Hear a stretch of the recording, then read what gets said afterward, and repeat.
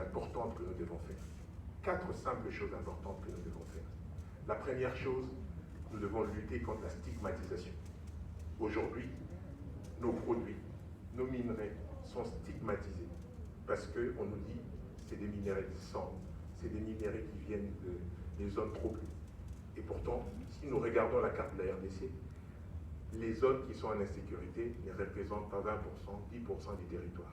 Donc on ne peut pas dire que les minerais venant de la RDC sont des minerais toujours du sang. Donc c'est à nous de faire l'effort, de lutter contre cette stigmatisation. Et parfois nous sommes nous-mêmes, quelque part, ceux qui propagent cette stigmatisation. Nous devons dorénavant faire en sorte que ce travail difficile qui est fait dans les terres congolaises soit reconnu à sa juste valeur et qu'elle ne perde pas la valeur par la stigmatisation. Le deuxième point important, c'est que nous devons apprendre à transformer cette terre. Tant que nous la vendrons à cet état-là, nous ne serons jamais un grand pays numérique. Nous devons apprendre à transformer cette terre. Mais transformer cette terre en quoi? Je dirais en 2 choses. La première transformation consiste à prendre ces minerais qui sont là, à les transformer en métal. Ça, on peut faire, on a déjà pu faire par le passé. Mais ça ne suffit pas de transformer ces minerais en métal. Il faut aller à la seconde transformation, qui consiste à passer du métal vers des produits semi-finis. Et c'est là que nous allons avoir de la valeur. C'est là que nous allons accorder de la valeur à notre pays, à notre système économique, à tous ces tissus des petites et moyennes entreprises.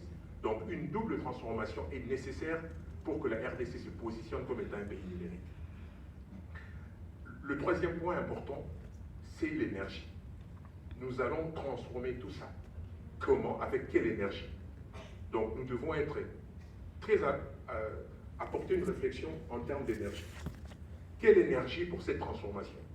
Et quelle énergie pour cette place qui tient, que nous avons aujourd'hui, de moteur en Afrique pour tout ce qui est la problématique des climats, l'écologie.